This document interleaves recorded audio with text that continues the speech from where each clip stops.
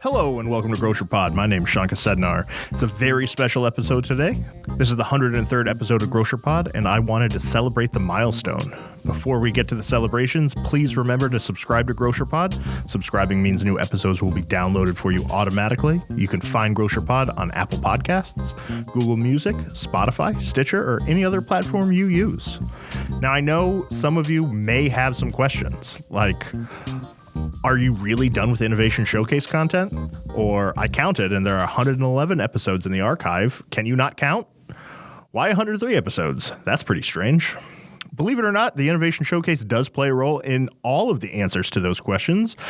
We have exhausted the content from 2024 Innovation Showcase. Secondly, there are a few episodes that ended up getting released on the channel that at the time of the recording were not canonically considered part of Grocer Pod. They were interviews with sponsors of the showcase. And yes, I can count. Fourth, we at Grocer Pod HQ are not slaves to round numbers. Anyone can have a 100th episode celebration. Only real innovators can get through all of the episodes they had recorded already before doing a milestone episodes. And you can check my math on this if you don't believe me. 103 episodes is more than 100, so it's even more impressive. As of this recording, it has been 6 years and 354 days since the Grocer Pod teaser dropped. Real fans will remember it wasn't even called Grocer Pod at the time. Let's give it a listen. Hello everyone, my name is Kosednar, and I'm excited to announce a new show presented by Associated Wholesale Grocers. Each month we'll be bringing you updates from the grocery world, everything from what's new in category sales to trends in marketing. You can expect interviews with experts as well as lively discussion.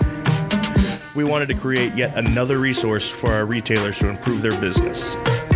Be on the lookout for the first episode of Associated Wholesale Podcast in early July.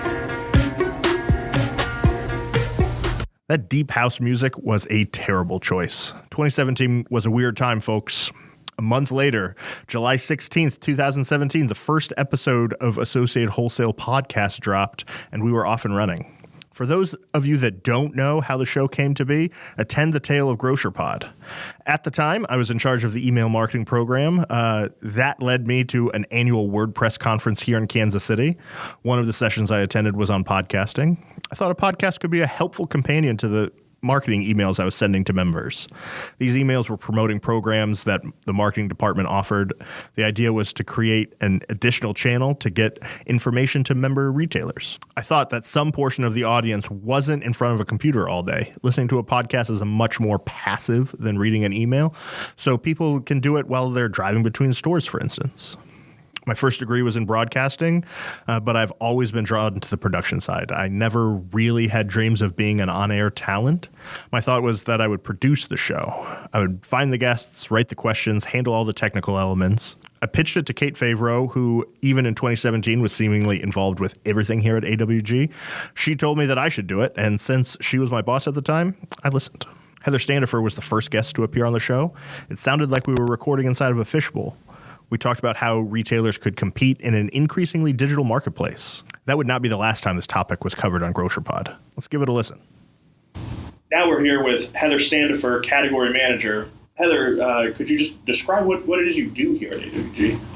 So I work in the category sales department, and I manage the breakfast, confection, and snacks categories. From what you're seeing, where do traditional retailers stand in the e-commerce race? You know, Progressive Grocer recently put out a great article with interesting insight into this. In our current environment, we're intensely watching online entities such as Amazon and Peapod. Supermarkets are actually capturing roughly 35% of e-commerce share today, while those other formats are just under 25% of the business. So it's kind of enlightening because I think we have that sense of being behind, but we still have a lot of opportunity out there. First time Grocer Pod went on location was episode 3. On location is in the heaviest quotes here because at the time, every recording was essentially on location. I had no fixed space. I sat up in whatever conference room was free at the time. Nevertheless, the first time on location was at the VMC show. VMC shows have been the most visited location of Grocer Pod over the last 103 episodes. The show was recorded there 5 times. The name Associate Wholesale Podcast made it a whole 7 episodes, and on June 29th, 2018, Grocer Pod was born. It was a good run for AWP. I really liked how it tied with the company name. P even rhymes with G, so that worked really well, but ultimately the change was made to avoid any confusion. In the early years, Grocer Pod was more of an afterthought. It was something that I worked on when I had time. Episodes were meant to come out monthly. Since no one was really asking for it, there were months that got missed. Scheduling guests was difficult in the beginning as well. It took a lot of explaining about what a podcast was.